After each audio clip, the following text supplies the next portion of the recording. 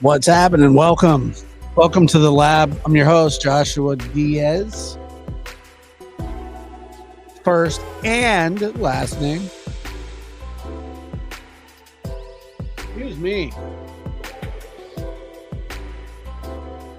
Got an interesting one for you today. We can cover a host of topics surrounding the Sebastian Rogers case and how it inevitably turns into a circus almost every time, no matter what.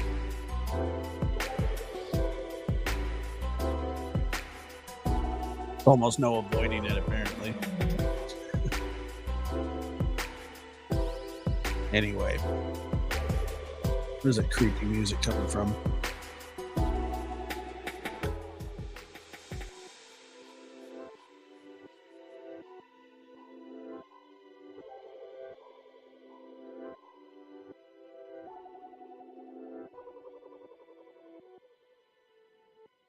All right, welcome to the lab. I'm your host, Joshua Diaz. It's good to see you. Good to be here. It is Tuesday, March 26th. It has been exactly a month since Sebastian was last seen by anybody. So I believe today is the 1 month anniversary of when Sebastian went missing. 1 month. Wow. It and the time flies. Not in a good way. This is one of those things where it kind of feels like the string is off the reel and it's just kind of going and going and going now. Now, I will tell you this. I have spoken with, let's see, I haven't spoken with Seth in a while, but I did speak to Christopher Proudfoot yesterday, and I'll talk about that a little bit as well. I know that there has been this whole the not some confusion, but some kind of angst and anger amongst people who are either out searching, out filming, out doing whatever it is that people do in these situations. And at first, when I was listening, I was just like, oh, there's just a lot of it's just a lot of butting heads and things like that. I don't know much about the United Cajun Navy, but I do know that there has been some issues with them in the past. I don't know if these people specific, but this branch or subset specifically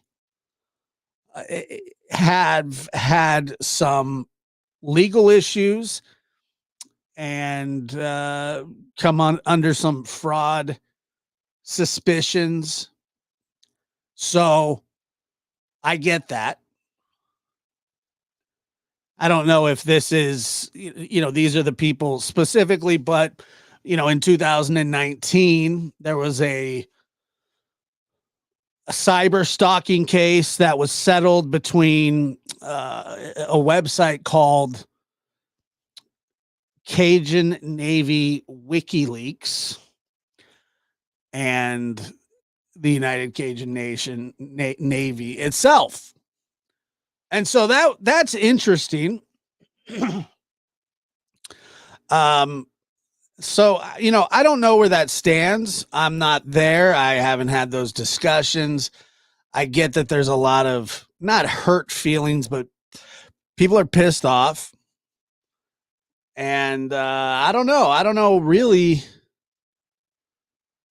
where this goes with the search and the this and the that. And I don't want to accuse them of this is what they're doing now, because I don't know that to be the case. Now, there are a lot of people that aren't exactly happy with the Cajun Navy, United Cajun Navy, and then the Cajun Navy really isn't too happy with some other people that are out there. So like I said, I won't say in this case that that's what they're doing. I'm not going to, but I know that they have had issues in the past of like allocated funds not being spent.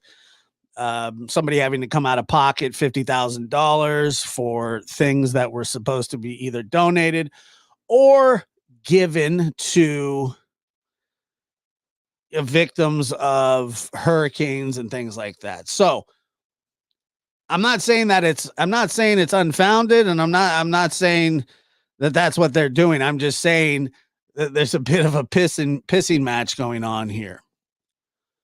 And so,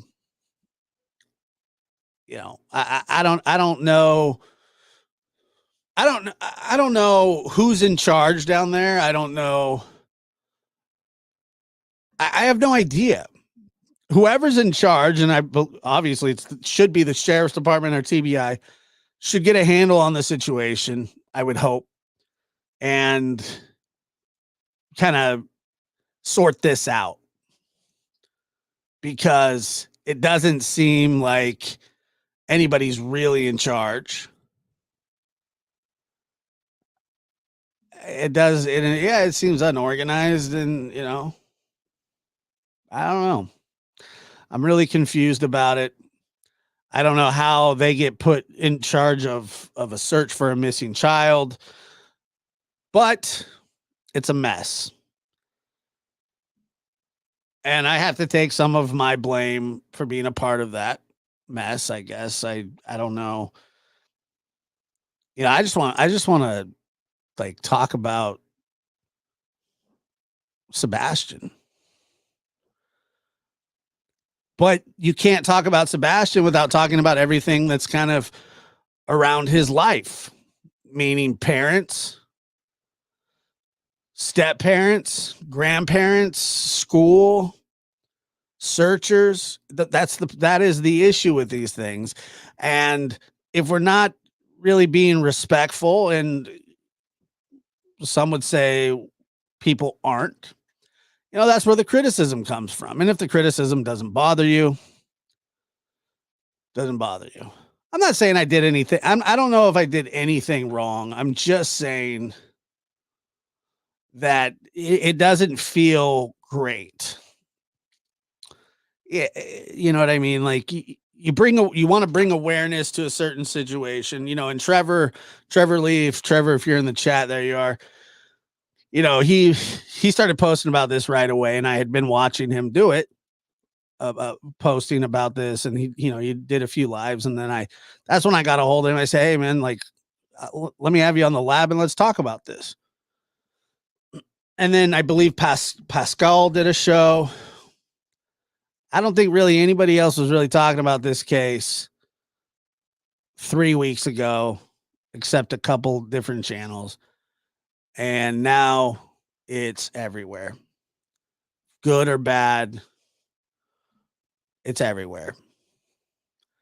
Because this has, Icamel, yeah, Icamel did it too, yeah. So it's like there was like four channels. That's true.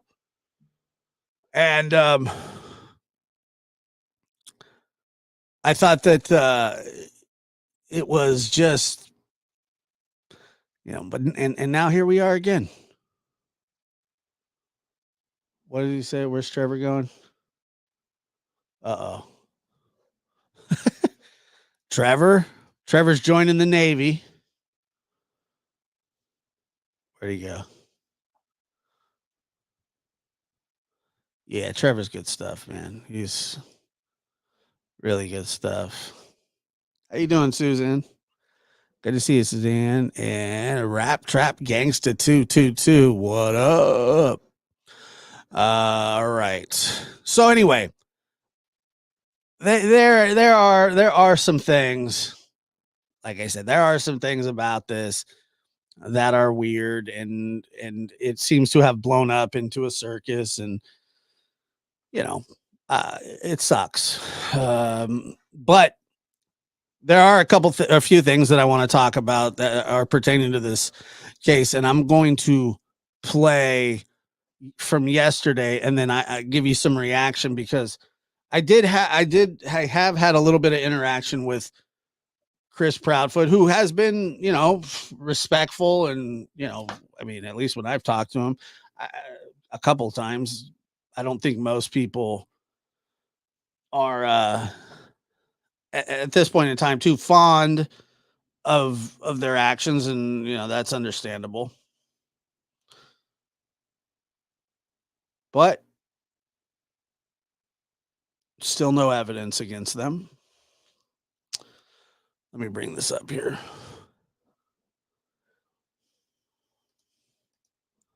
And then I'll talk about the Nancy Grace. I'll talk about Nancy Grace as well, because that was interesting to me. All right. So this is, I believe, yesterday, Seth Rogers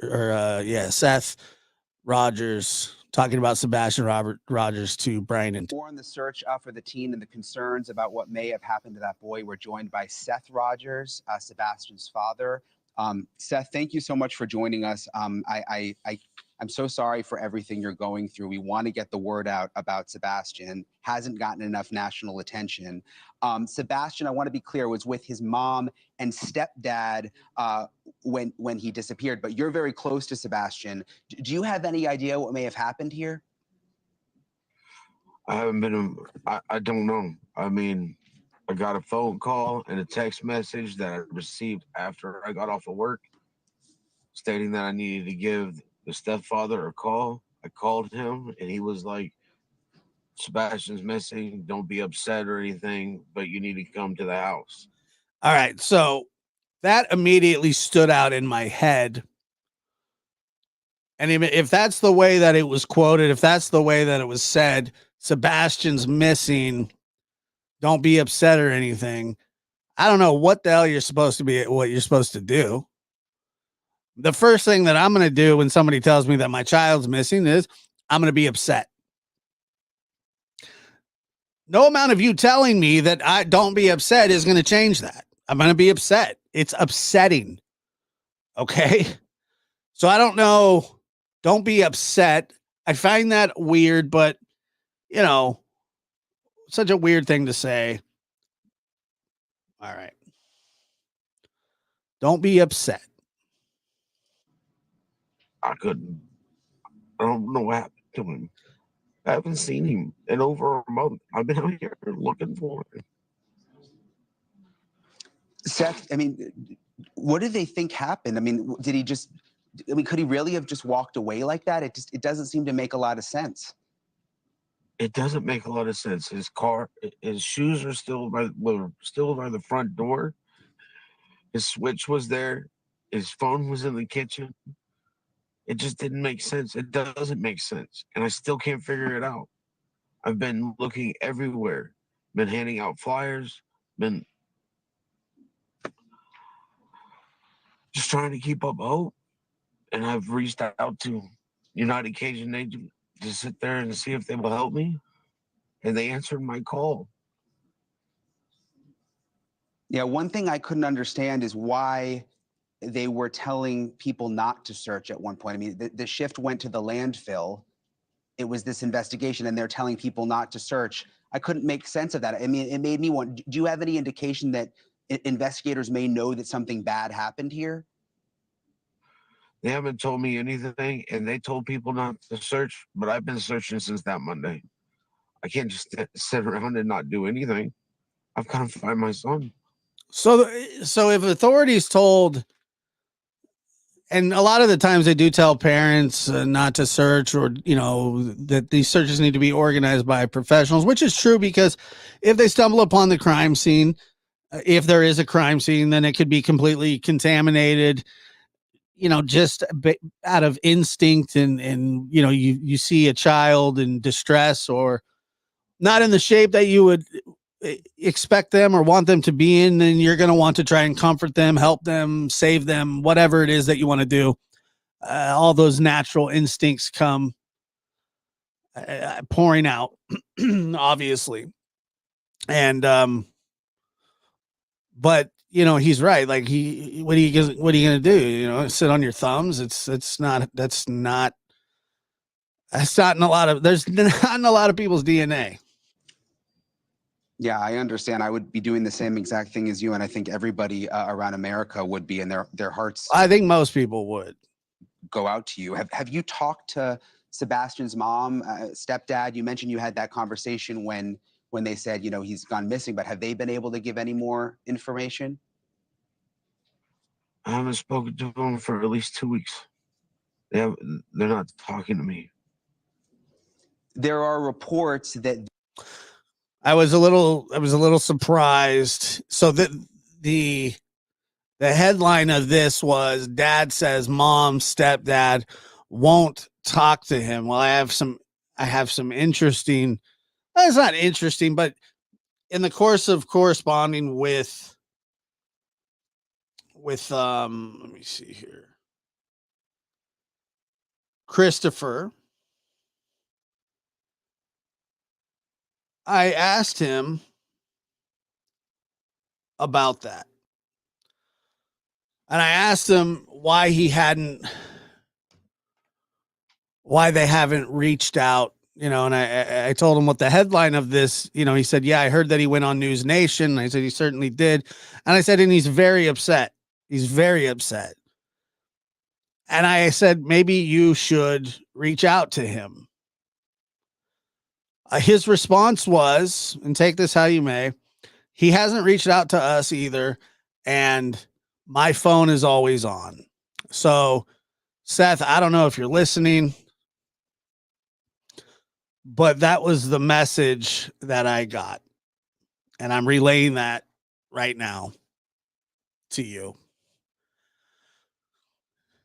That Chris says that you haven't reached out to them and that his phone is always on. And it's been 2 weeks. And that's upsetting, to be honest with you. Now, I don't know where the truth lies there, and I'm not trying to accuse anybody of anything, but I am saying that, like, if this is the case and people can get pissed off or whatever, I swear to God, I'm not trying to pit anybody against anything. But if the whole point is to find Sebastian, if the whole point is to come together as a cohesive unit, as you said, Mr. Proudfoot, you did say that on your very first interview that you guys work together to find solutions. This isn't working together when you need to find the biggest solution of your natural born life. All of you, everybody involved. This is not a cohesive unit. This is separation.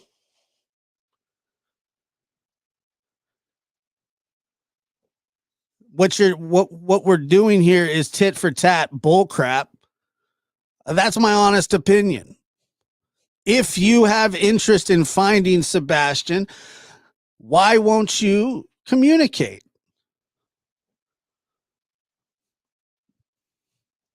Move forward a little bit.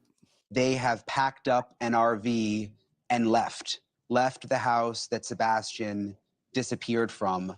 Any idea why they would do that? I have no idea. I have no information. They weren't talking to me, so I was out here trying to find my son. Do you feel that they were taking good care of him?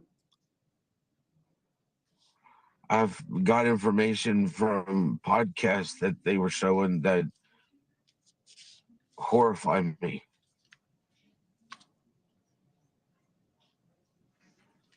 What do you mean? I mean, were they on podcasts or?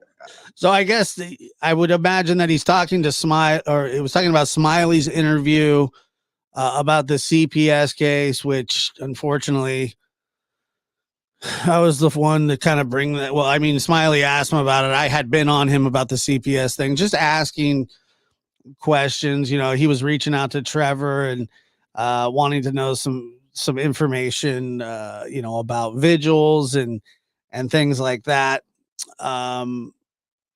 He did ask me, the question that he asked me was about the papers that came out about Seth and Katie's past marriage. I didn't look at him. I don't really have much interest in it, but he was kind of wondering where that came from as well. I'm sorry. I know this They is were- upsetting, but I just want to Yes. understand. They were going on podcasts, and it was like it's supposed to be about Sebastian. They wanted to talk about themselves. I don't get that. We need to get Sebastian's face out to everybody. Have them looking for Sebastian. This isn't This dude's broken down. I mean, this is a month, and this is tough. about me. It's not about his mom. It's not about his stepdad. This is about Sebastian. He needs to be found. Have they been searching at all? I mean, I know you're out there right now. Have his mom and stepdad been out there too? I can't answer that question. I don't know. I haven't seen them. And they've not been where I've been handing out flyers or searching. So I couldn't tell you what they've been doing. I mean, Seth, you know, I'm glad we have the picture up. He looks like such a nice young man. And I mean, would he ever leave barefoot? I know that's something that's perplexed some people. And even people who have children on the autism spectrum have been perplexed by that. Does that make any sense? It doesn't. It does not make any sense. If he knew he was going to go out walking or anywhere in the yard or whatnot, he would put on socks and shoes. He had a horrible experience as a child with fire ants. He learned. It's always socks and shoes, or at least something on your feet to protect you from what's on the ground. Thanks so much for watching. Go to joinnn.com to find. Still by the front door. I want to go back here real quick. Sebastian Just listen to this. Hasn't gotten enough national. When he happened here, I haven't been. I don't know. I mean, I got a phone call and a text message that I received after I got off of work, stating that I needed to give the stepfather a call. I called him, and he was like, "Sebastian's missing. Don't be upset or anything, but you need to come to the house." That's a wild statement. That's a wild thing to tell a father. If that's what he said, that's wild, man. Don't be upset. Well, yeah, because was there a conversation before that? And this is speculation. Like, you know, we got to tell his dad. Well, he's going to be upset. Well, yeah, I'm sure that he is. I'm sure that he will be upset.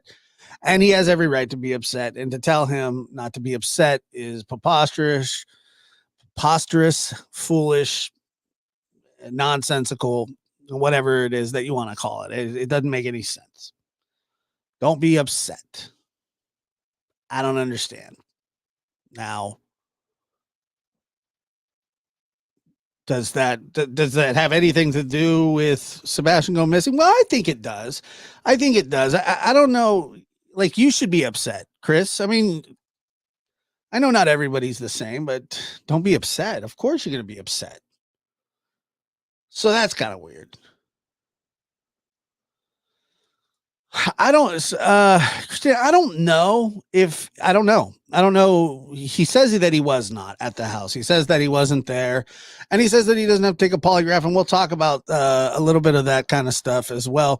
And Trev sent me a beautiful list of notes, and then I sat down and took some notes too when I listened to Nancy Grace yesterday, and I thought that the interview was pretty good. I didn't find it. I know that people probably wanted her to just absolutely rip into them, and although she didn't, I mean, she did a fair job, you know. Let's see here. Seth is not playing tit for tat, with all due respect. Seth just wants his son back and look for him nonstop. I didn't say he was playing tit for tat. I don't know where you got that one. I don't think I ever mentioned. I don't think I ever mentioned that he was playing tit for tat. Now, I'm not saying that there aren't people that aren't, but their story is hard to keep up with. There's always something new in every interview. I agree with that as well. Roxy said, Kate said last night he heard a thud. So that's another interesting point. And let me I'm going to work off of a little bit of what Trevor has. And I don't know. I'm sure you guys have heard it a million times. So I don't necessarily think that playing it is going to do anything. Let me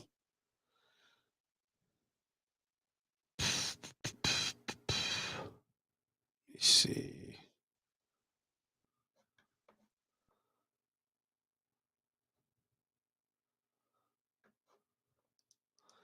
Yeah, I saw some. Yeah, I can't. I don't know. I don't know if I should or if I shouldn't, but I don't know. What do you guys think? Should I play it or should I not?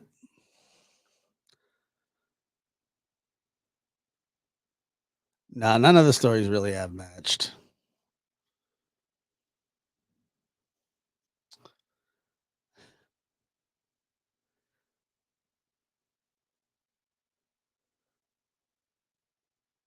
I did. I watched the interview with Olivia. Yeah. All right. Well, I guess I will. No. Okay. Well, that's the last time I ask anybody. I didn't think everybody would come to the same conclusion. Like I said, I think everybody's pretty much heard it. Let me just go. I'll just go over some of this stuff here. Okay. So, and this is pinned or this is on Trevor Lee's. And if you put Trev Time in the chat or put his channel in the chat, we'll go through it here a little bit. Chris says that it's up in the air if he still works for St. Jude's construction project. Now, one thing that I did find interesting was that he doesn't know that if he has a job yet or not.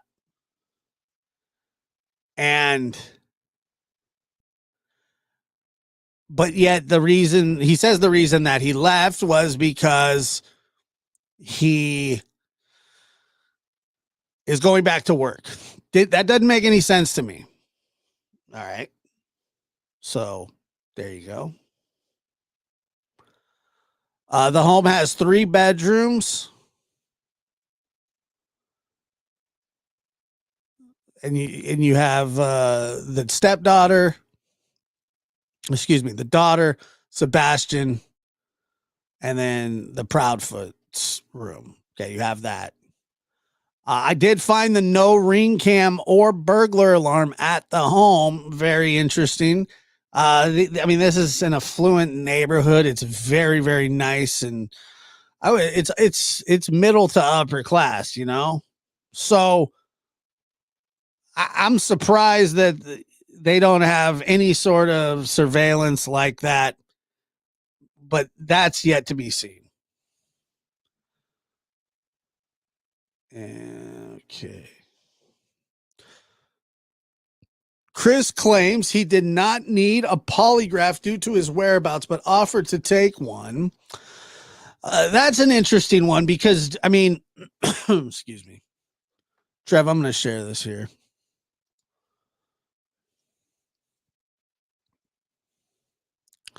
That's an interesting one because why would you forego that? If that's the case, and I don't have any reason to believe it's not, but that he's willing to take one. And then Nancy kind of put him in a corner there and said, hey, if you're going to, if I set you up with a polygraph, will you take one? He said he would. I've seen that happen on the spot before. Sometimes, push comes to shove. And, I don't know. Katie says that she did take a polygraph and that she passed it. I've heard that one before, but there's no proof that she did pass it. There's no proof that she failed it except what she's saying. So you got to be fair with that. They said they have lights on outside of their homes, but they're not motion lights. So they're just floodlights. 2 little lights above garage that are on at all times. And they were on that night. Small lights in their garden. They stayed on. They're solar powered. It's interesting.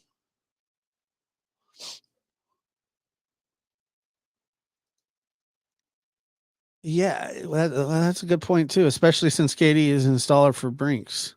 Or is that right? Brinks? Chris states that he drives a diesel Chevy truck. Katie drives a 2017 Infinity. So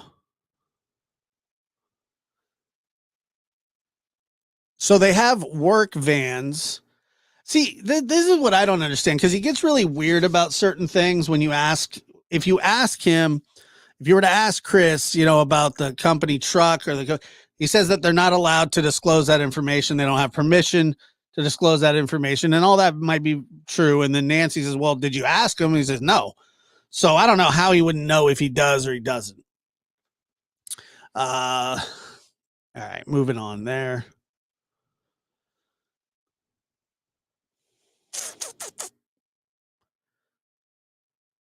Katie says she has a work van at home, states that, she's an installation technician. Katie has an auto garage door. You have to have the code or the clicker. Sebastian doesn't know the code to the garage, but he does know the code to the house door. That's interesting in itself. Katie says they have nothing that would show if the window or door had been opened.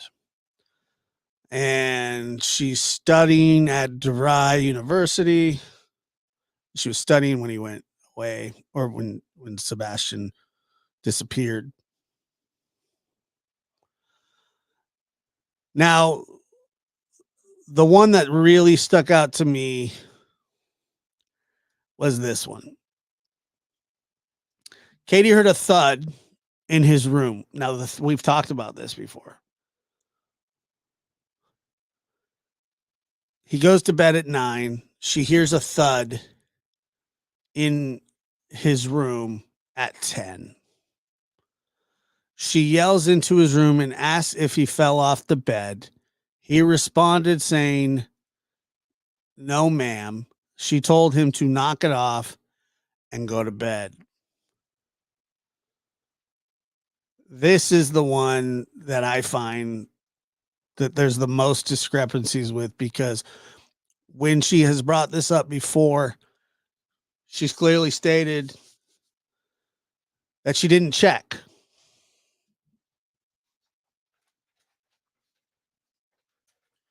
And I think she received some negative backlash about that. And so, this answer is new.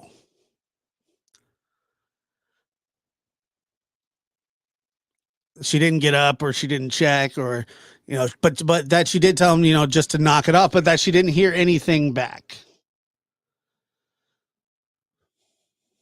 So Katie says there was no family altercations or arguments leading up to Sebastian's disappearance. Chris says that he can't talk about certain dates. I don't know why. He was home prior to early February, but he did not come home.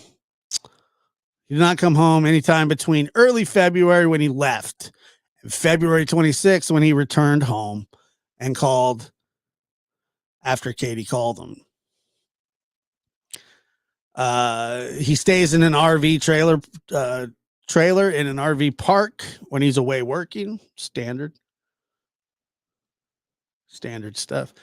Yeah, HIPAA violation.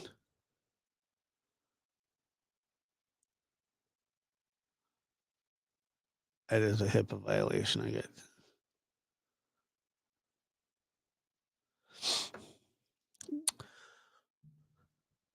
They say they left town because Chris is going back to work, but I thought, and not to be too whatever, but I thought that he said that he didn't know if he was going back to work or if there's safety issues or what have you. Now, I don't exactly know what all goes on. I'm not them, and neither are you. So we don't know what kind of, if there are threats, if people are driving by. I'm sure there are people that drive by their homes or stand out in front. We've seen this time and time again. Searching is one thing. Standing outside people's homes is another. I don't know if that was going on. I'm just saying that people live in that neighborhood. People need to kind of respect that. That's all I'm saying there. Let's see. Moving on here. They state they left town. Katie says she's not returning to work right now and she will return home, but she doesn't know when. Katie says she is concerned about being away from the search, but that Sebastian could be anywhere, and then they're looking everywhere. I guess he could be anywhere. But I mean, I think that I would, this is just me, but I would prefer, I would prefer to be at home. That's just me.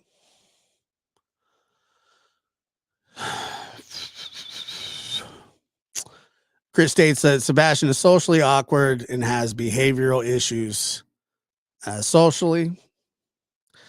Chris says Sebastian lies and mimicked what Sebastian sounds like when he lies. That's true. Every kid lies. Liplock says, I would stay home. Well, I would too. I could, it's funny. I had mentioned this to my grandmother. And I said, yeah, because she was asking me about it. And I said, well, they're not home anymore. They left. And she said, they both did, or just the stepdad. And I said, no, they both left. And she goes, why would she do that? And I said, I don't know. And then she said, well,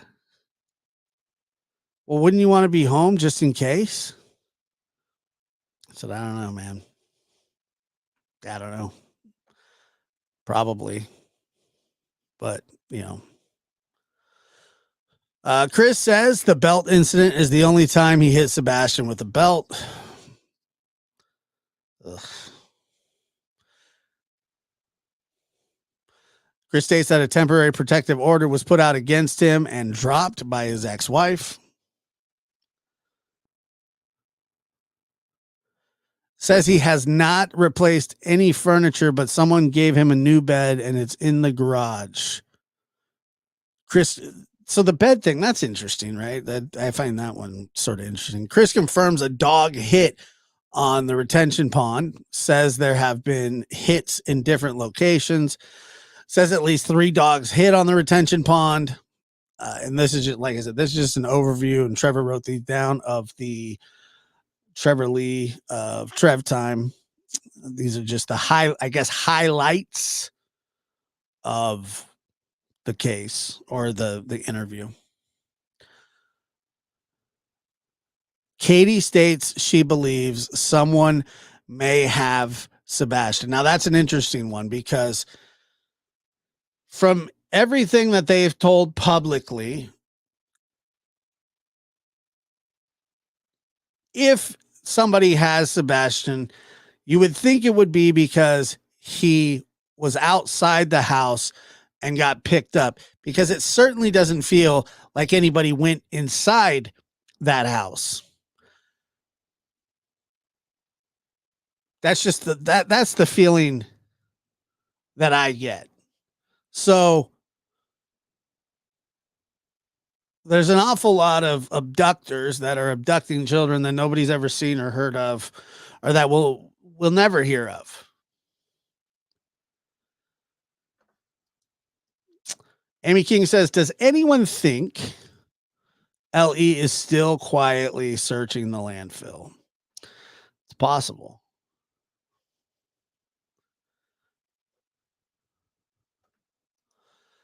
Chris said the retention pond was only knee high. Did LE tell him?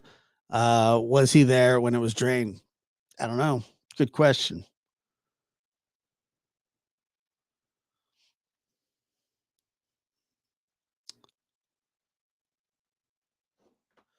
All right, moving on.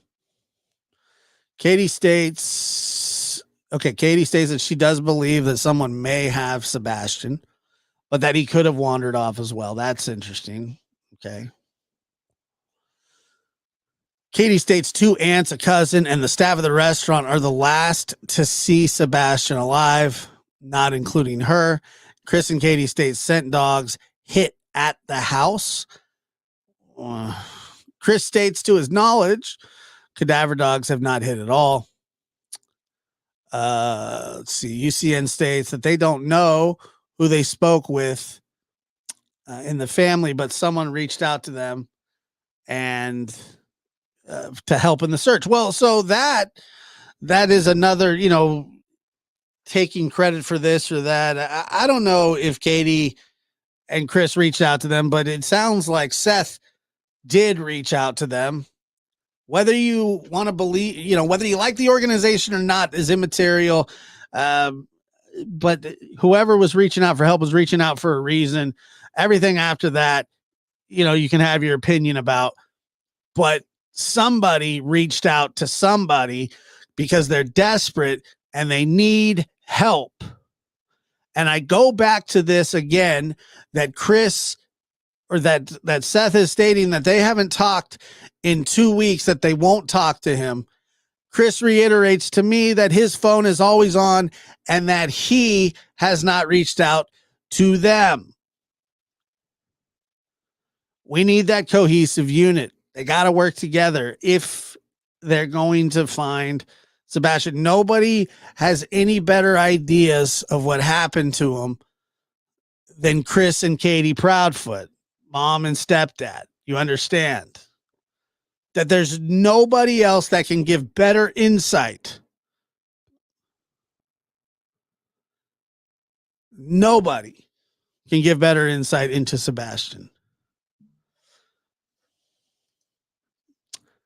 Yeah, I did. I did talk to him. That was his response to me. Or that was his response to that situation. It wasn't like being rude or anything or nothing like that. I'm just saying that, yeah, I did.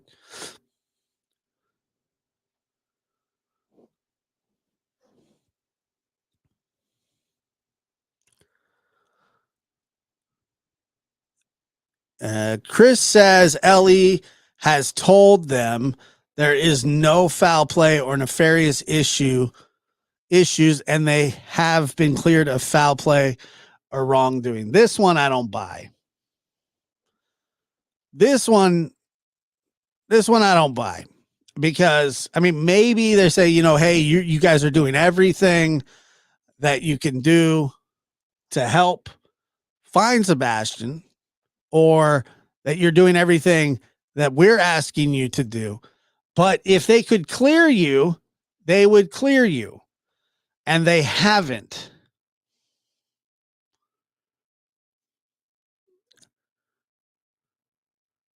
They haven't. And that sucks. Now, they could tell me, we're not focusing on you. Look, law enforcement doesn't have to tell them anything. If they're considering them suspects. And Chris, by the way, has kind of hinted that there's some things that they can't say into the public that would clear them, or at least take some of the pressure off them. And like I said, I don't know the legalities of this, and maybe somebody can help me with it. I do not believe that law enforcement can tell them. They can advise them, but I don't believe that they can enforce what they talk about to who and what they can put out in to the ether. I even asked Chris, I said, Chris, are you scared that you're going to get railroaded, that you're going to go to jail for this? And he said, absolutely not. I'm not worried about it, because if you're guilty, you may have something to worry about, but we have nothing to worry about. That's a statement from him, I believe. Let me just read it perfectly, because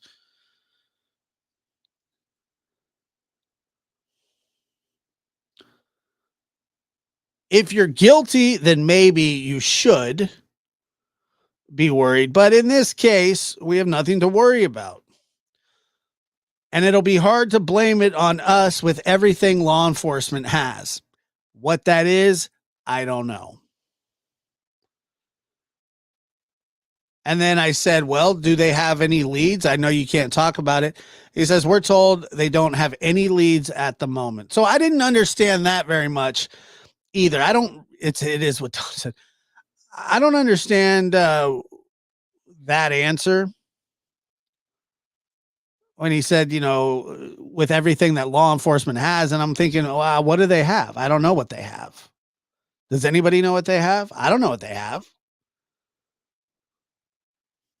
So that's interesting. Word salad. Yeah, I mean, I get a bit of that. Very, very confident. Saying Don was very confident, and Don has been very confident, and so far successfully been very confident in his his confidence grows by the day. Let's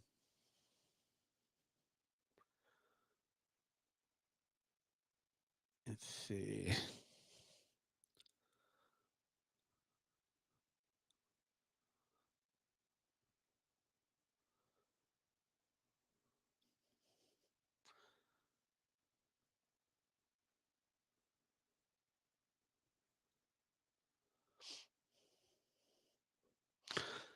So when we talked about the headline, and he said that was a crazy headline, but he hasn't reached out to us in a while. Trust me, my phone is always on too. So that's the exact quote that he put down there. On Olivia, mom said BJ's home to drop groceries, then bowling and dinner on Nancy. She said BJ's bowling, dinner, no mention of stop at home. Who stays out with groceries in the car? If they're perishable, nobody. And Muddy Paws, thank you for that. I appreciate you very much. On Nancy Grace, Chris said that he'd take a polygraph. How about it, Chris? Is there confirmation that Katie passed hers by LE? Not that I'm aware of. Not that I'm aware of. I don't know. Probably not. I don't think that they would tell anybody. Okay, so the United Cajun Navy rep states that the dogs hit at Rockland, but was not connected to Sebastian's case. Chris says the retention pond with the scent hit around half a mile from the home. Sebastian doesn't sleepwalk per Chris. United Cajun Navy representative states that they haven't searched anywhere, but the area where the false cadaver hit was, let's see, I think you meant false positive on that. Katie says Sebastian wouldn't go to a friend's house on foot. Investigative journalist guests state that there's no scent or cadaver dogs hit between the home and the retention pond. Psychologist guest says lack of emotion from Proudfoot's, says it could be a numbing effect and defense mechanism, and says it's not worrisome. Right. Katie says that she doesn't look at the camera in interviews because she's looking at a picture of Sebastian on the side. It's interesting. And Katie states that she wasn't drinking the night of Sebastian's disappearance and says she used no substances. So, yeah, I don't know. I do think it's, who knows if they're telling the truth or not. It's just hard to say. And I mean, they have reason to not be truthful or to bend the truth or to make it seem, say they have nothing to do with what happened to Sebastian, yet, their life is under a microscope at this moment. They're not going to say things that make them feel worse or make them look worse. But I got to tell you, and maybe this is just me, and maybe I don't see it this way. I just can't imagine why. I mean, why you would leave the home. I mean, are they in danger? Is that why? Or is it because Chris is going back to work, but he doesn't know that he has a job that he's going back to? Shouldn't somebody be at that home?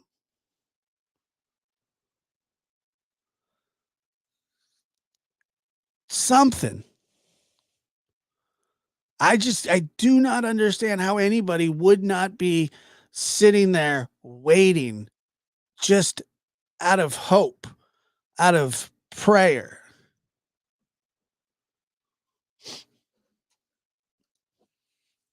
He was at work when he was on Smiley's Live. Well, sounds like he doesn't have a job at the moment. Why can't their story stay the same if they are innocent? If your kid walks away, you don't leave your home, period. Well, like I said, I think this is just what I think, that they have said that there have been some security issues.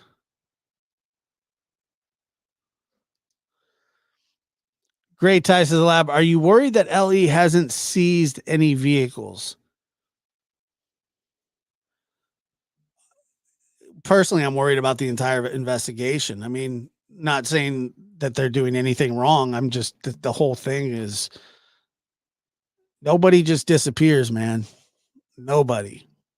Contrary to popular belief, folklore, whatever it is that you want to say, that's not how this stuff works. Sebastian didn't just vanish out of his room at all. So I'm concerned about the state of the investigation. I'm concerned about the state of the case. I'm concerned about everybody involved.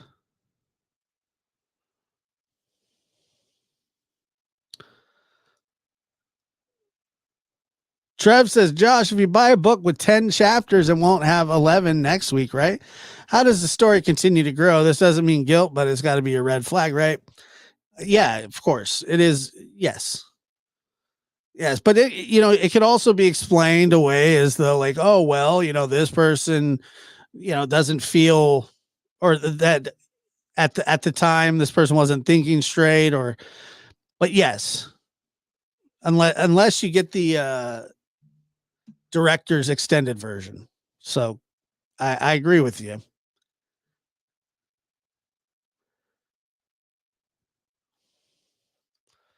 I'm concerned about the state of Tennessee, who can't seem to solve anything. Well, I mean, they solve some stuff, but I get what you're saying, Kimberly. I mean, this is a month in, and these kinds of cases are hard to solve. Obviously, whoever's involved in this case, whoever did what, deliberately took steps to not be found out. And that's not law enforcement's fault. That's whoever is responsible for this fault. That's the fault of the perpetrators. Now, it is the investigators' job to solve the case, but it's just not that easy. It's really not. But he didn't. You're right, Cynthia. He didn't just disappear.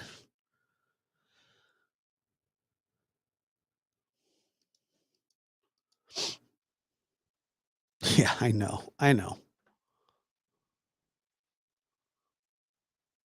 Who's Kenny?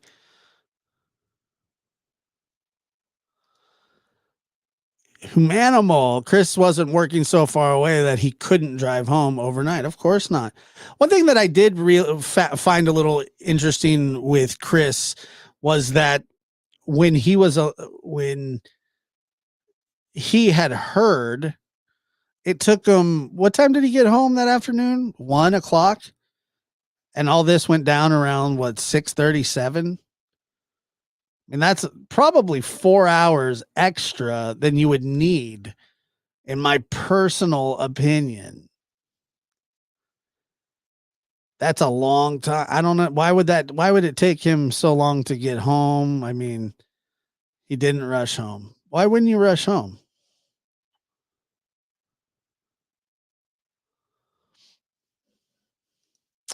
Uh, 1,200 people in chat. Please like the stream and consider sharing a flyer for Sebastian. Lies get added to embellish as time goes on. Well, embellish or to adapt. Like, okay, I said it this way this one time. It didn't go over well. Let me try and answer this a little better with a little cherry on top. And maybe at first it was just a flippant attempt to say something, like, well, blah, blah, blah. And then you go, oh, crap. Then the next time you get asked, well, let me clarify on that.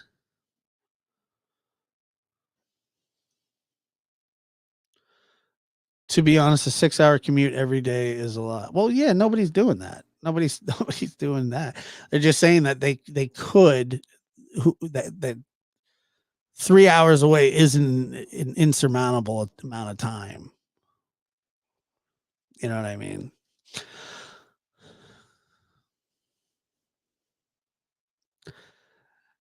Yeah, that's got to be a problem. Josh, stop making excuses for LE buffoons. Great. I'm not making excuses. It's not my job to make excuses for them. I'm not making excuses. I'm trying to think logically, man. What am I going to say? Like they're dumb? Like I don't know that. I don't know. You know how hard it is to. You know how hard it is to. Joe, you go find them. Can you find them, Joe? Are you an expert tracker? You're telling me that I don't know what they've done wrong or not. Seriously, what the hell? So weird. Don't make excuses. I'm not making excuses for him.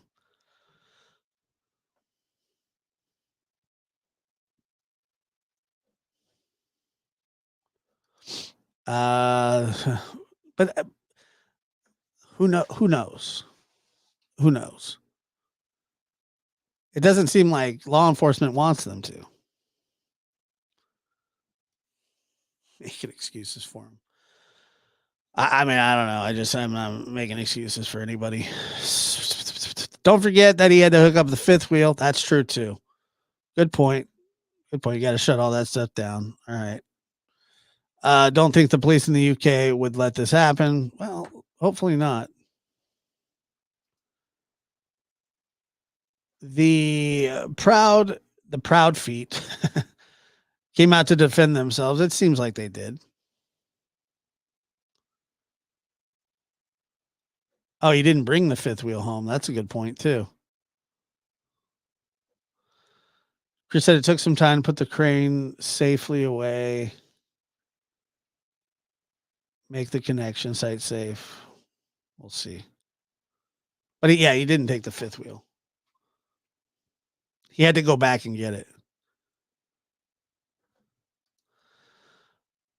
I can't stand it when people criticize the searchers. They're doing their best. No one knows exactly where Sebastian is. Yeah, people got mad at me because I laughed while I was watching when that guy was kind of slipping and didn't fall, thank God. And I thought it was funny that he was kind of laughing about it, but whatever. Marlena coming in hot with the suggestion that, in her opinion, law enforcement knows what's going on and there will be an arrest soon and they will find Sebastian. I hope so.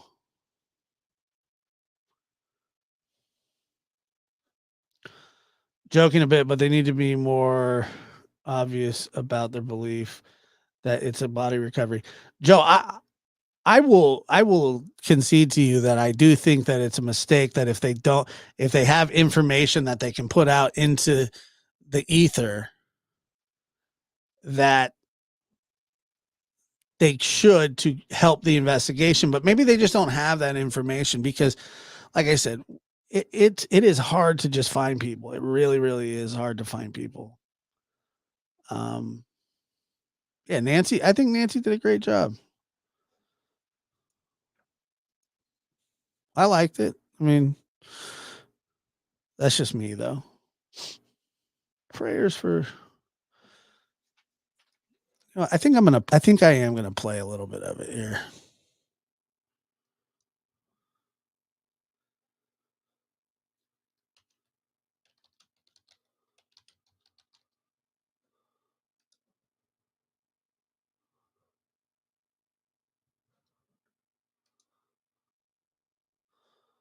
All right. I don't know if she strikes people or not, but I don't really care. Not that. February 26th, Monday morning. You said BJ first. I'm going to go to two special guests joining us, Katie and Chris Proudfoot. This is Sebastian's biological mother and his stepfather, who were in their home with Sebastian when he goes missing. to both of the Proudfoots. Thank you for being with us. I want to go straight back to when Sebastian goes missing. Miss Proudfoot, I understand that the day before, which would have been Sunday, if I've got the information correct, that you guys went out, you went to dinner, you went to somewhere, I believe you said BJ's, where he had a quote, colossal popcorn. Then you Yes, came ma'am. home that night, and around 9 p.m., you tell Sebastian to go to bed. He says, okay, and goes to his room. Is that correct? Yes, ma'am. That night, I understand from previous statements you've made that you went to bed around midnight. Is that correct? It is. And to you, Mr. Proudfoot, Chris Proudfoot, did you also go to bed at midnight or before or after? No, ma'am. We went to bed around the same time because we were on the phone together. And was not home. please excuse any of my questions. I'm simply trying to find out more about that night. Do you two sleep in the same bedroom? So I find that interesting that she said, well, he wasn't home. Instead of him saying that, but I thought that's kind of weird. He wasn't actually in the home at all that weekend. Ah, Christopher you were wasn't. not home. Yeah. No, Okay. ma'am. So where were you, Mr. Proudfoot? I was in Memphis, Tennessee. How far away is that? 3 hours and 37 minutes from doorstep to doorstep. And what were you doing in Memphis? Working. Where do you work? I'm currently working, or was working, at the St. Jude Children's Hospital construction. Tracy says they need a specific area to search, or it's like trying to find a needle in a million haystacks. Like I said, I've said this before, I'll say it again. When you're searching for a needle in a haystack, you got to have a haystack to search. Maybe they're just looking for the haystack still. I don't know. Project. Yes, I'm very familiar with St. Jude's. You said you were working there. Teresa McKee says, Josh, you're being fair, not making excuses. Keep up the great work. You're doing a good job on this case. Adore you. Honestly, I just want to try and be as fair as possible. In the past, I've been accused of not being so fair. Do I have suspicions of Chris and Katie? Of course I do. Do I think that everything surrounding him going missing, Sebastian going missing, is suspicious? Of course I do. Do I think that there's foul play? I don't know. It would feel that way.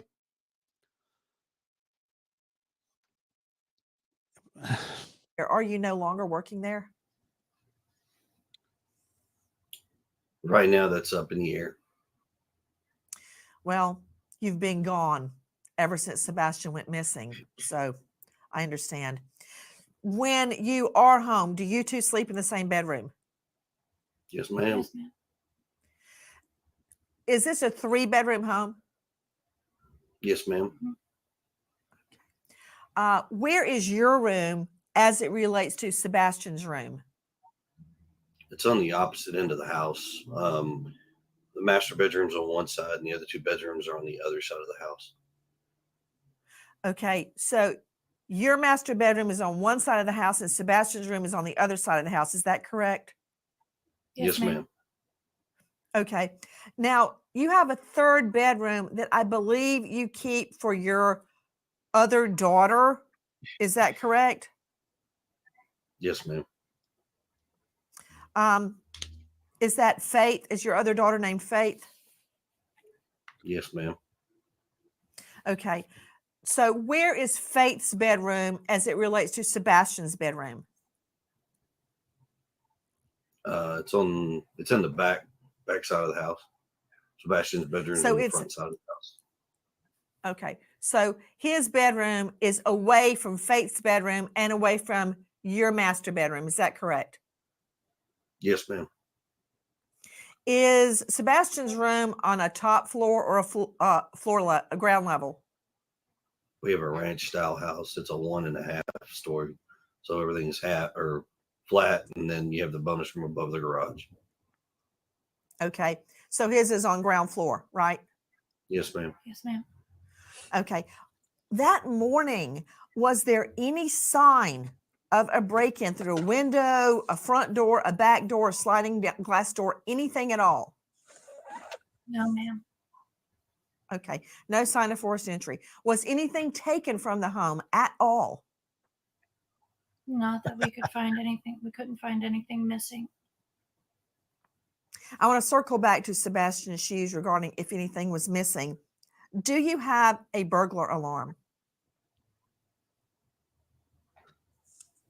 No, ma'am. Do you have a Ring doorbell cam? No, ma'am. I mean, this interview is weird.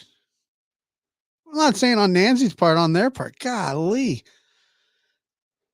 For some, I've seen it. I heard the edited, chopped up version. Okay. Have the two of you taken a polygraph? I have. I have not. Would you be willing to? I've offered and volunteered on many occasions to take a polygraph, and I was told directly by law enforcement because of my whereabouts, I did not need one. I understand. Ms. Proudfoot, did you pass your polygraph? I did. Those questions out of the way. Was Faith in the home when Sebastian went missing? No. No, ma'am. Does anyone else have a key to your home beside your immediate family? No. No, ma'am. That night, Miss Proudfoot, at midnight when you went to bed, what did you do until midnight? I had been reading a chapter that I needed to, and I had been talking to my husband on the phone. I was falling asleep on him, so that's when he told me it was around midnight. He told me to go ahead and put the dogs up and go to bed, and that's what I did. I got up, put the dogs where they sleep, and then I myself went to bed. Where do they sleep? They have a big pen. A pen, is it inside or outside? Inside.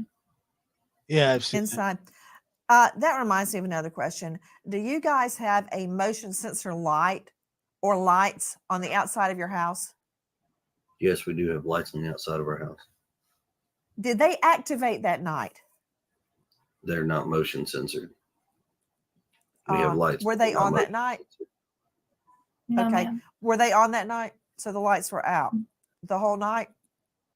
Yes, ma'am. We don't typically turn the floodlights on. Were there any lights outside the house on at all? Just my little solar lights that we have in the garden. There's Yep. 2 lights on the side of the house above the garage that are on at all times. Oh, yeah, those are on. Oh, there's a light above the garage that's on at all times? There's 2. Yes, ma'am. Okay. So those lights were on? Yes, ma'am. Okay. The reason I'm asking is because I heard you say earlier, Mr. Proudfoot, that your neighbors have been very, very forthcoming with their Ring camera info. And I was Yes, ma'am. trying to determine if any lights were on, what, if any. Well, Lisa, this is a good question. I don't think Nancy was as tough as normal. You think this interview was done for the police to be able to compare? Well, the problem is she doesn't have anything. I mean, it's not a problem, but she doesn't have anything to directly accuse them of any wrongdoing. She could think things are suspicious, but you know, she wants this to be a conversation. So, cutting them off at the path is not conducive to a good interview, I guess. Thing. I mean, usually you get that when she will follow up, but yeah, she knows what she's doing. They may have caught. And what ends up happening is the police will take a transcript of this, and then they'll put it up to their interviews, and they'll go over the discrepancies. Nancy knows that's what they do. I'm sure she turns this all over to law enforcement right away. Or law enforcement's probably sitting there watching. And they take the initial interviews, and then they take these and they go, well, you may have answered different here. You answered different here, here and here and here and here.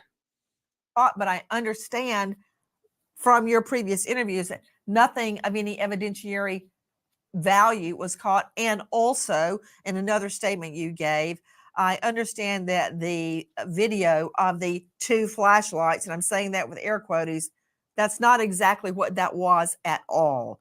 We now don't believe that 2 flashlights were observed around your home. Is that correct?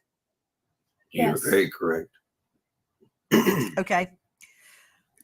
Question regarding your vehicles. Ms. Proudfoot, what make and model do you drive? I drive a Infinity SUV. Year?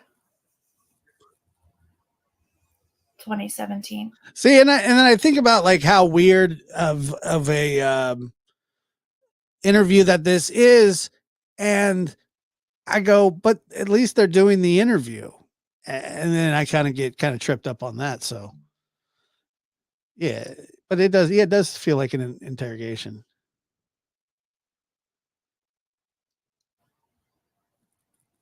And sir, what do you drive? I drive a diesel truck, Chevrolet. Year? I don't remember off the top of my head. I think it's a 2021, I think. So your Infinity SUV was parked in the garage or outside the garage that night, Ms. Proudfoot? In the garage. In the garage. And Mr. Proudfoot, your vehicle was on location in Memphis. Is that correct? Correct. Okay. So there's only one car at the home. Is that right? There was actually a work vehicle in the driveway at the time as well, but it hasn't moved. We can't give out that information because we don't have permission from her work. I don't understand that. What? About the make and model of the vehicle. I have a work van that was also parked in the driveway. Why is that? If it's out in the driveway where people can see it, why is that privileged information? We just don't have permission from her company to divulge that information. Have you asked? No, ma'am, we have not. Nobody's asked us So that that question. was- to be honest with you. Okay. So you have a work van. Question to you, Ms. Proudfoot, what do you do for a living? I am an installation technician.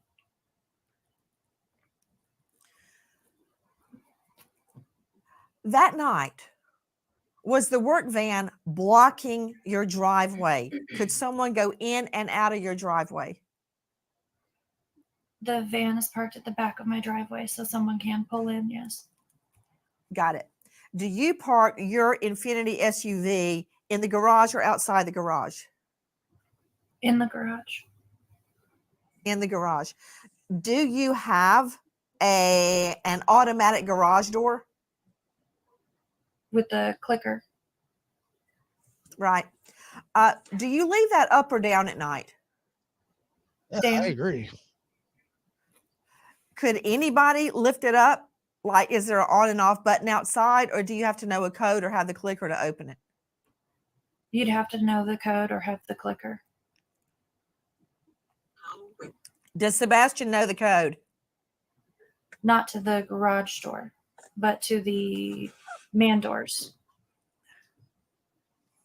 Not to the garage door, but to the house doors? The regular door, yes. So is there a code to get in your home, or do you use a regular key? There's a code. And he knows that code. Yes, ma'am. Question. I'm just trying to figure out how he would have gotten out, or if somebody came into the home. Could they have gotten through the garage door? No, unless they know the code or had the clicker, which they did not. Do you lock your doors at night? Yes, ma'am. Could he have left on his own through those doors? He could. Yes, ma'am. But I heard in another interview where Mr. Proudfoot said he was not a quote wanderer. He didn't wander around. He had never left the home before on his own. Is that right? Correct. We haven't had issues with him running or taking off in the past. Okay, let me ask you a couple of questions regarding the doors. Wait, Do you have any home surveillance, anything? she installs Brink home security systems.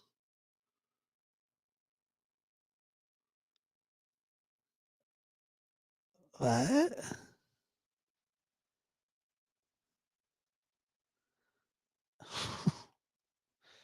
And they don't have a home security system themselves. And they don't have cameras.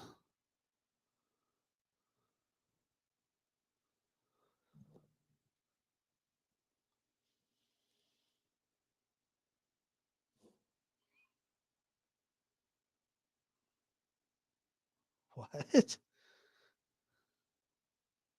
At all that would have given us an idea or Who has a password, a coded? a clue if the door had been opened or not, or a window? Not directly from our house. Well, then from where? That's what we were hoping that neighborhood Ring cameras and may have picked something up. Gotcha. I want to go back to that night. You said you were up till That's one of the weirdest things ever. I mean, if that's what she does for a living, you know, it's like somebody working at like the Hershey chocolate factory asking them if they had, you got any, you got the plug on some chocolate? No, we're chocolate free here. midnight. You were reading something. What were you reading? A chapter for school. A chapter for school. Are you in school?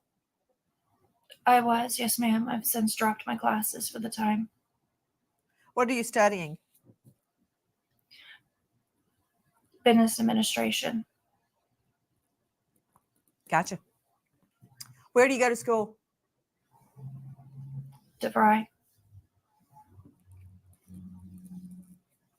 So that night you go to bed at midnight after you've been talking to Mr. Proudfoot on the phone. You put the dogs away in a cage, a crate inside the home, and you go to bed. Did you check on Sebastian at that time? I did not. Okay. Do you normally? Not typically.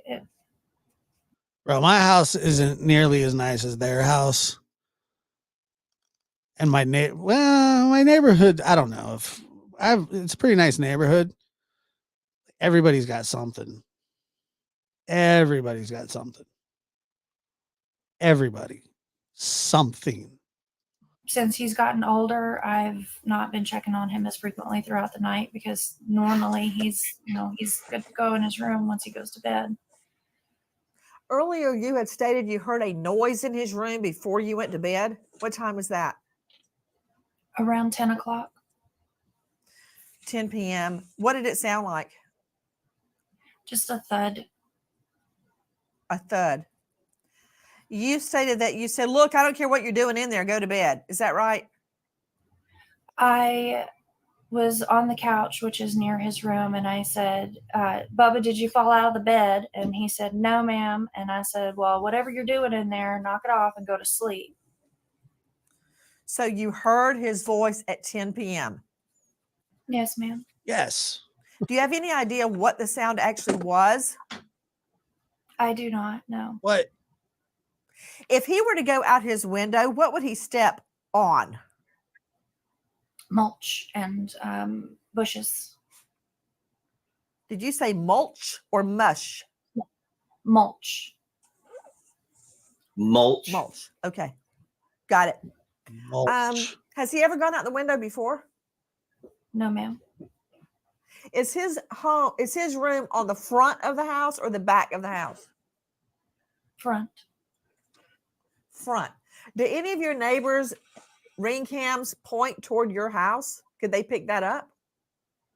They do, but it's so dark that they can only see it after it gets so dark. This is interesting. And Michael, you're from over the pond, correct?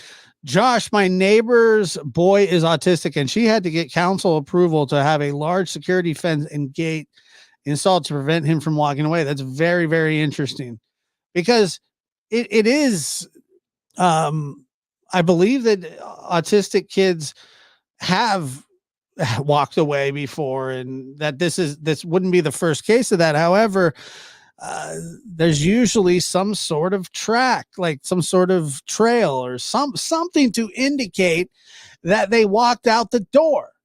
At night, they can only see certain things where there's light. I thought there were the two lights on the opposite side of the house. Okay. Can we talk about Sebastian's shoes? Why are you convinced Sebastian left without shoes on? Or are you? Well, the reason that came about is because all of his shoes are accounted for inside the house still. Are you positive? I'm positive. How do you know what clothes he was wearing? The clothes that we described are the ones I saw him in when he went to bed. That morning, you woke up at 6 o'clock. Is that the normal time you wake up? Yes, ma'am. Are you a heavy sleeper? Off and on. Do you take any medication at night that would make you sleep? No, ma'am. But you heard nothing. I did not know. So we know he is alive and well at 10 p.m. At 6 a.m. He's gone. You say he's never left before. Is that right? Correct. He's never run off before. And could I confirm, where was his bio dad at the time he went missing? I believe he was at work in Nashville. Had there been any family argument or altercation? Yeah, and she's not, which is kind of nice, but she's not really challenging them on their answers. I mean, she has a little bit of follow-up, but she's just trying to keep it pushing. Prior to him going missing? No, ma'am. And Mr. Proudfoot, when did you leave town? Early February. So you had been gone for days before he went missing. Is that correct? Correct, ma'am. Had you visited home since you left? You said from when I initially left?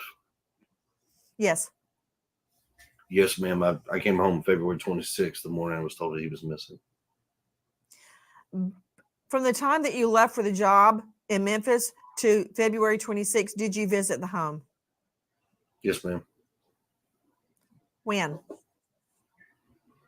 I was home. I can't give exact dates. Law enforcement has told me not to provide exact dates, but I had been home multiple times prior to February.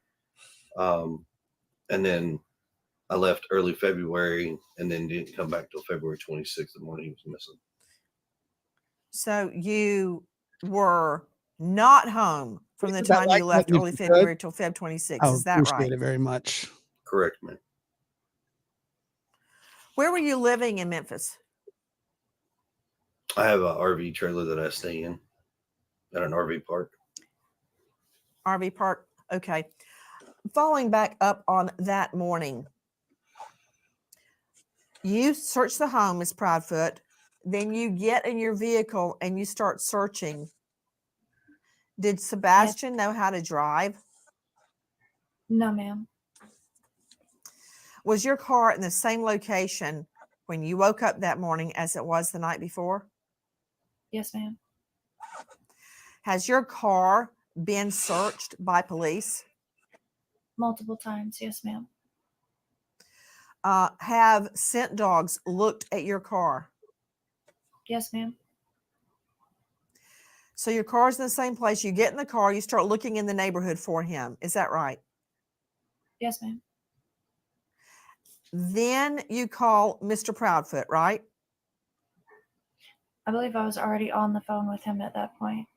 I wonder how people get so Okay. many likes. Question: who called 9? It's not even that they get like more views. It's just they get more likes. I don't understand. Likes. We get some likes, yo. So your car's in the same place. You get in the car, you start looking in the neighborhood for him. I'm not even sure what the likes do, to be honest. Is that right? Yes, ma'am. I just like saying it. Then you call Mr. Proudfoot, right? I believe I was already on the phone with him at that point. Okay. Question: who called 911? I did. You did. She didn't like that answer. She didn't like that answer at all. Why do I believe them? I don't know, because who wants to believe that, that anybody would do this, do anything or hurt a child? Nobody. Yes, What ma'am. time? Without looking at a call log, I can't give you the exact time, but on or about 6:20. Call log. And had you guys been talking on the phone before 6 a.m. or did you initially call Mr. Proudfoot at the time you realized Sebastian was I gone? want to hear. I want Or to see her reaction. not in the neighborhood for him. Is that right? Yes, ma'am. Then you call Mr. Proudfoot, right? I believe I was already on the phone with him at that point. Okay. Question: who called 911? I did. You did. Yes, What ma'am. time? Without looking at a call log, I can't give you the exact time, but on or about 6:20. And had you guys been talking on the phone before 6 a.m. or did you initially call Mr. Proudfoot at the time you realized Sebastian was gone? I called him when I realized Sebastian was gone.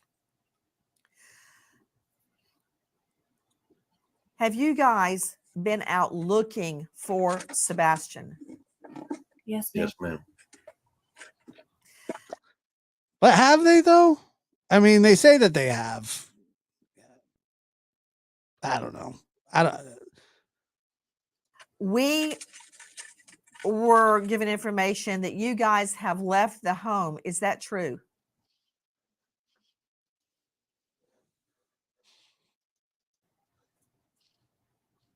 Yes, ma'am. Why?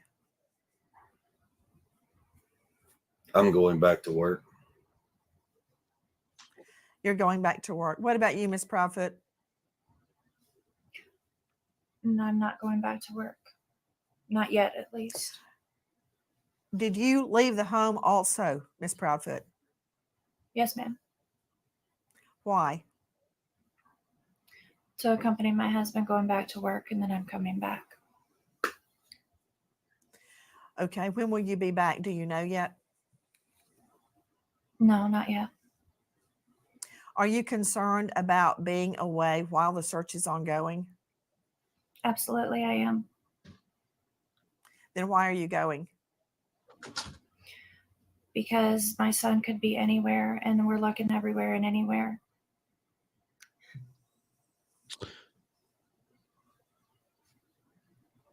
I've got a question for you. Yes, I want ma'am. to find out about Mr. Proudfoot hitting Sebastian with a belt. You knew that was What coming. happened? You knew that was coming. She's loaded, locked in the chamber, ready to go. That was actually several years ago, and it To was Mr. Proudfoot. one- To Mr. Proudfoot. To Mr. Proudfoot. Yes, Mr. ma'am. Proudfoot, what happened? Damn. Oh, I'm sorry. I misunderstood. I thought you were asking. Proudfoot, what Mr.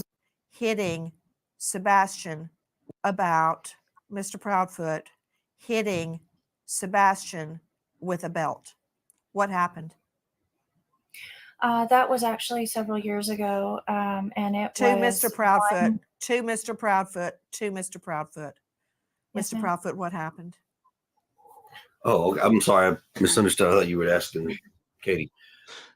You think she was asking Katie after she said to Mr. Proudfoot the third time? Sebastian had gotten in trouble. He got caught lying. And I had asked him, I said, hey, you got to have a punishment for this. He says, yes, sir. And I said, okay. So I gave him a swat with a belt on his buttocks on the outside of his clothes, one swat. What did he lie about? Honestly, I don't remember at the time, but it was probably something dealing with school because that's majority where his issues That's what every kid lies about. lie. Did he have other issues at school? Some behavioral stuff, but nothing too crazy. What kind of behavioral stuff? He has a hard time. It is hard for me to believe that when you spank a kid with a belt, that you only do it the one time ever. He's like awkwardly socially like blending in with students. So it's a little, he's trying to figure out how to do it, but respecting people's space. He gets a little too close. And then kids don't really accept that too much. So it kind of causes an issue. But he'll not stop and he continues on. So then it causes an issue. And instead of being honest about it, he'll lie like, no, I didn't. Okay, Sebastian. We're lying about doing. Was work. that the first? I mean, but like kids lie, self-preservation.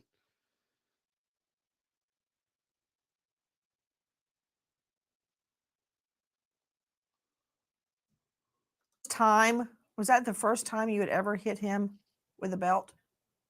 Yes, ma'am. The one and only time, actually. When was this? Years ago, ma'am. Any idea how many? 3, 10, 1? It probably at least 3 years ago. I don't understand how that turned into a CPS or Child Protective Services complaint.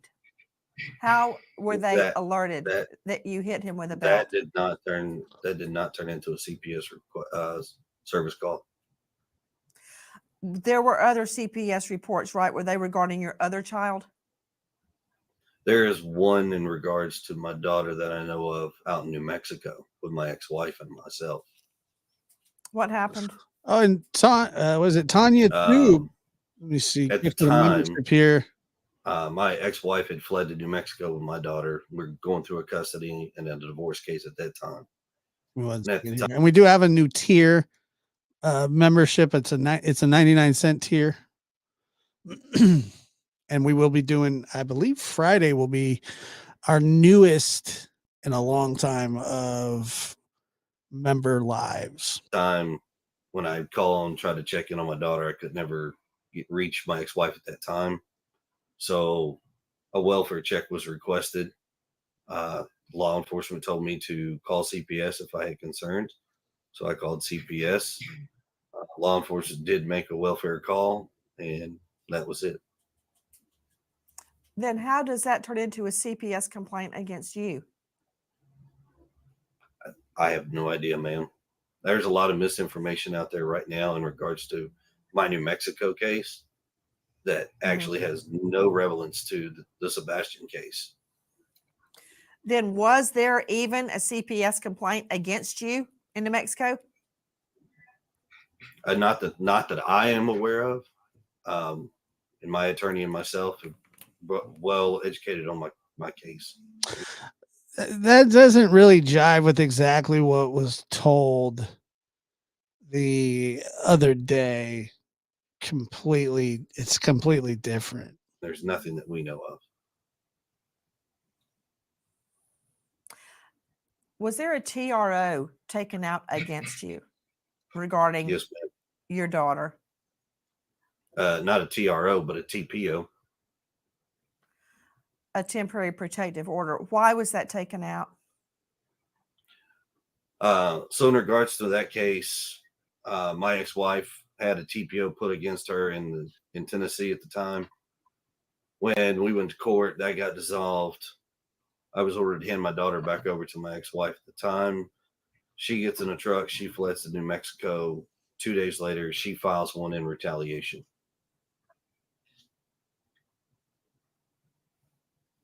Is it still in place? No, ma'am, that was dropped within, I think, 2 weeks of it being put in place.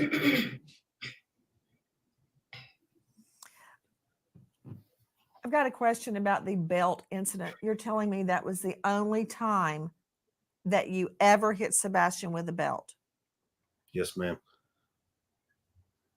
And you're also telling me that did not make it to CPS? No, ma'am, that They're did not. not. Hold on, let me look here. Question Yes, ma'am. regarding Faith's furniture.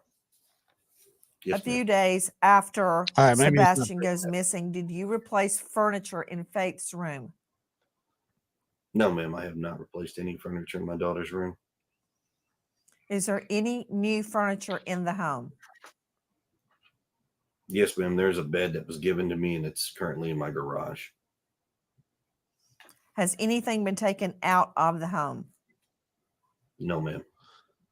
Does anybody know when this bed was given? Was it after Sebastian went missing? What does that mean? Somebody gave you a bed. I mean, I don't know the guy's financial situation, but I see his fifth wheel in his house, and they seem to both be working, and I don't think that they would need furniture donated. I was curious about a statement that Miss Proudfoot made earlier that canine dogs hit on the barn around the home and near a retention pond. Did that happen? I'm not sure about the barn, but the retention pond, yes. Because law enforcement says the dogs did not hit, but Miss There's Proudfoot says they did hit around the retention pond. So there's been a lot of miscommunication in regards to what is and what is not. We do. To help clear that up, law enforcement What's up, has actually BS? spoken directly with me, showed me a few things. What I can tell you is from day one, there was 5 Yes, dogs check your that started messenger after the show. scent for the search.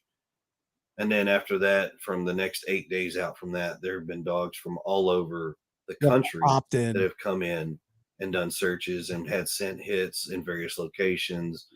But I would say a certain percentage of them tend to go toward the same spot, which would have been a retention pond. So the law enforcement dogs did not hit on the retention pond. Is that what you're saying?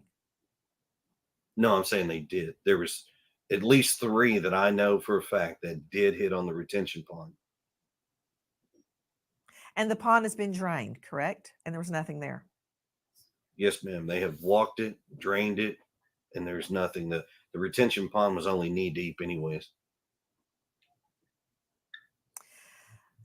On one occasion, Mr. Proudfoot, you stated that you and Mrs. Proudfoot have been, quote, vetted and cleared of foul play. That was stated on Chronicles of Olivia. Is that true? What do you mean by that? Yes. So after working with law enforcement of all agencies. Hold on a second.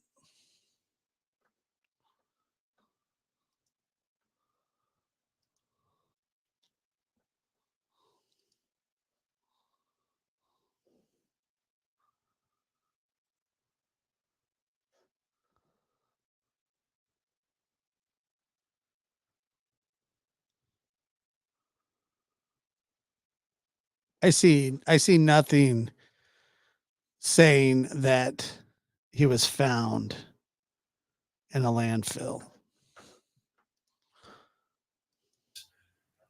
They have actually told us that there is no foul play, no nefarious issues. We've been cleared of all wrongdoing. We are working extremely cooperative with all law enforcement agencies.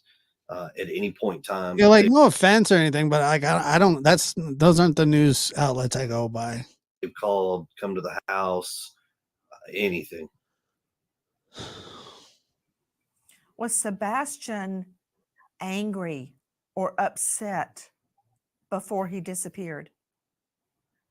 No, ma'am. Not to my knowledge. What is your theory about where is Sebastian? I wish I knew where he was, to be honest. Your theory. I think it's possible that someone has my son, Why? because I feel like if he had been close to the house or had walked off, that we would found him by now with as many people as we had searching. Have you checked his social media? He doesn't have social media. Have you checked his phone? His phone has been thoroughly checked. Yes, ma'am. Have you handed your phones to police, both of you? Yes, ma'am. Yes, Oh. ma'am, we have. Has police searched all of your devices, your laptop, your iPad, everything? Everything. Yes, ma'am. Other than you, Miss Proudfoot, who is the last person that saw or heard Sebastian alive the Sunday before he went missing? Two of his aunts, a cousin, and the staff where we had dinner. And that was at BJ's the night before or the bowling alley? So BJ's, and then we went to the bowling alley, and then after the bowling alley, we went to dinner before coming home. I want to follow up again on the dogs hitting. Earlier, Ms. Proudfoot had stated the dogs hit around the house, the barn, and at the retention pond.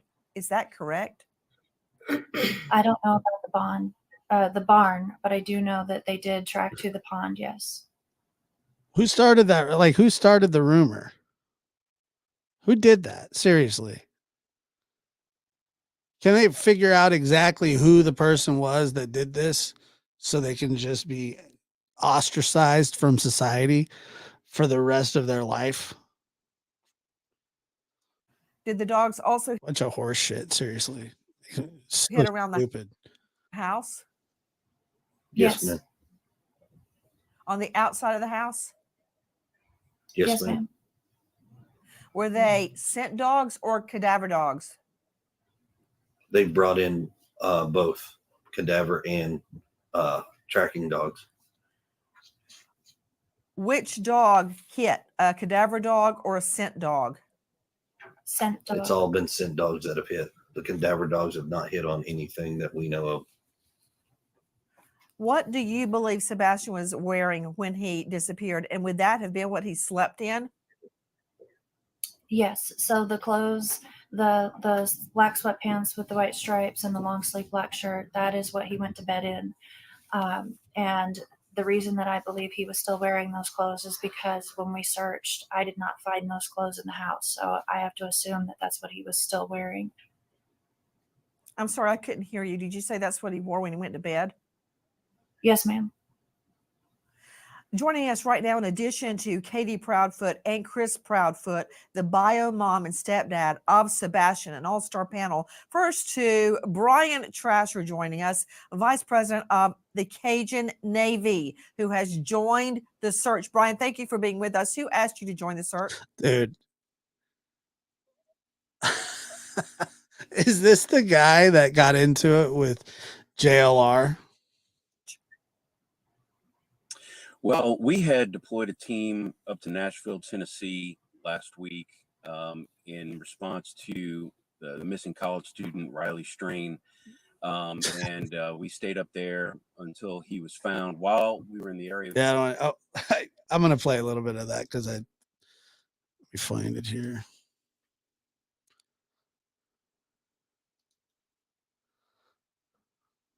Let's see.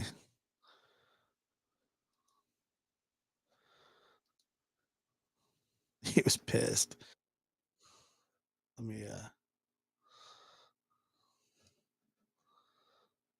I'll play this part.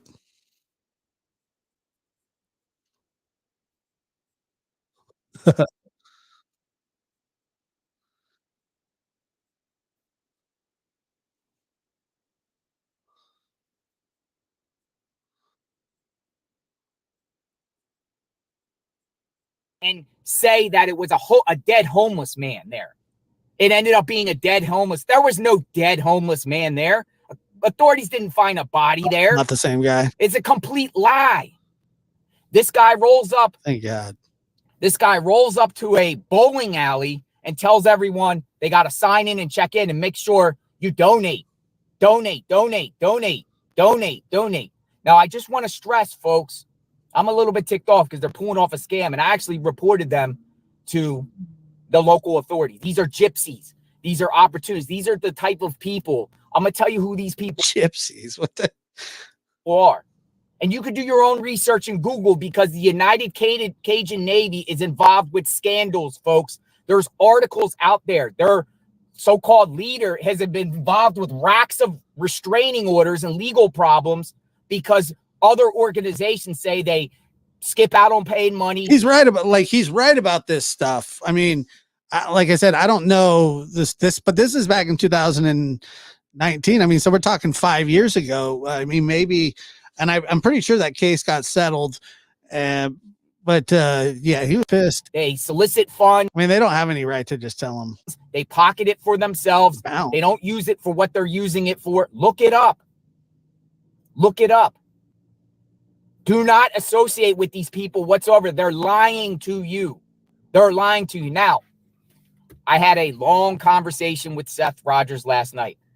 I 100% support that man, support the inner circle of him. They are great people. They are not a homeless person there. This is crazy as this guy, Todd Terrell, who's down in Louisiana, is putting out as if, oh, they're the Cajun Navy's here in full force. No, they're not. They sent this guy up named Skip Butler. He might even be Skip Parker because. No, he's not lying. He's pissed. I mean, he's pissed off. I know why he's pissed off because, you know, they've kind of taken charge and kind of banned everybody. But I mean, what he's saying is actually true that there have been some issues. The Cajun Navy identified him in another clip as Skip Parker. So who is he? From South Carolina with an airboat. What the hell are you going to do in an airboat here? So he goes in the back of a bowling alley and parks his vehicle with a big giant airboat as if they're about to do some sort of water searches and stuff like, no, they're not. And if they do, they are. Skaggs, one of a local reporter. I've been in contact with the United Cajun Navy. Now, stress and point, we're talking about United Cajun Navy. There's so you got to remember that this Cajun Navy situation, that there are several different subsets, different groups, you know, so I don't want to like pin it on these people. I just know that there have been some legal issues in the past. Multiple Cajun Navies. There's actually some good Cajun Navies out there. Cajun Navy 216, they called out the United Cajun Navy. But he said, I've been in contact with the United Cajun Navy. They will be updating after searches are complete as to not attract crowds, which might overstimulate their canine. Navy really going to search. I'm going to get this guy's mugshot. Out for him for delinquent on child support. $12,423.80. How do you find that out so fast? Delinquent in Baton Rouge, a parish. Skip Parker. Where's the part where the guy tells him to get out? Remember that dog? This guy rolls up to themselves. They don't use it for what they are not worth on anything. Why? Because they're not. That he's Skip Parker. Who is? They're not with what. Cajun Navy. You can't. What the hell are you going to do? Where is it when he tells him to get out of it? That was the best part. According to Nancy Grace, who are they there for? Are they there for really the Proudfoots? Because of the way I heard this Todd Terrell guy, the searches, people might say, oh, yeah. No, they're not. They sent this guy up named Skip Butler. He might even be Skip Parker because It's the beginning. creating a lot of problems, folks. Come on in, scam. Receive up at their so-called search meetings. Leave immediately. I'm not doing anything wrong immediately, or he's clear. Runs up on my car and tells me I have to leave immediately, or he's calling the police. And I said, what do you mean I got to leave immediately? I'm not doing anything wrong. What's going on? This guy right here.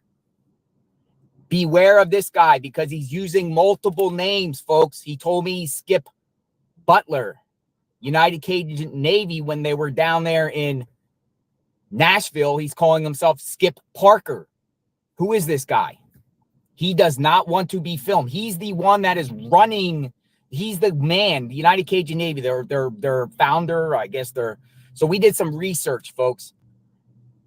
There's multiple branches of the Cajun Navy, right? But God, imagine, you have something terrible happen in your life, whether you're guilty or not. JLR shows up in town. You're like, fudge. United Cajun Navy is an offshoot of original Cajun Navy. And those other Cajun Navies do not like United Cajun Navy at all. Whatever. Bob, this guy, you could do your own get up. Go up. Oh, and I want to be lit up in here. Say Cajun Navy's out. I want you to standing in my car, and I see this guy roll up on me. I'm like, all right, there's trouble. So I'm just start recording. Oh, here it is, right here. This private property, I need you to leave, buddy. When everything gets mobilized, everything gets set up, this is private property. Who are you? My name is Skip Butler. Skip, I'm JLR Investigate. How are you? Okay. You're telling me to get off this property? I'm not doing any interviews. I'm asking you to leave this private property, please. This One in United Cajun Navy Nation. We are here at the Shelby Park boat launch in Nashville. And we have our volunteer from South Carolina who just turned around and looked this way. His name's Skip Parker. And it's now, if you heard that, look, I'm going to play the actual full clip. This private property, I need you to leave, buddy. When everything gets mobilized, everything gets set up, this is private property. Who are you? My name is Skip Butler. Skip, I'm JLR Investigate. How are you? Okay. You're telling me to get off this property? I'm not doing any interviews. I'm asking you to leave this private property, please. This is private property. I'm asking you to leave. Is it your property? I'm asking you to leave. This is private property. No, I'm not. Call the police. Call the police. Why don't you get off the property? Squirrely. Why don't you get off the property? How are you going to tell another citizen to get off a property? Shame on you. Why are you scamming people? Why are you scamming people? Why are you scamming people? Why is he scamming people? Who is that guy? Anyway, so, damn. He was pissed, but I don't know. I don't know who's in charge, and I don't know if they have the right to tell him to get off the property. However you feel about him or not, private property. I mean, if it's not his property, then he has no right to tell him. It's a whole back and forth thing. I know there are people that don't like JLR. There are people that do like him. You can feel however you want. I was just saying that's an issue that is coming up. Let's see here. Federal property. I mean, if it's federal property, I mean, that guy wouldn't have any right to tell him to get off of there, but they did call the cops on him, but nothing happened to him. He gets mad. Yeah. I don't know.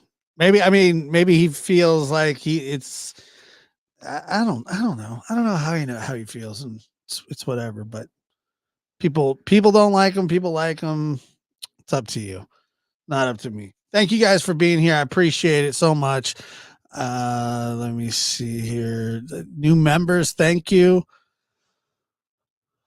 Muddy Paws, appreciate the super chat. Let's see, Classy, last member for 9 months, and Tanya Tube gifting a membership. BS gifting 5. Thank you so much. Tracy becoming a YouTube member. There was supposed to be a new tier. I don't know where it's at. I'll have to fix that. Sorry about that. Everybody, you guys all have a nice day. And I'll see you later.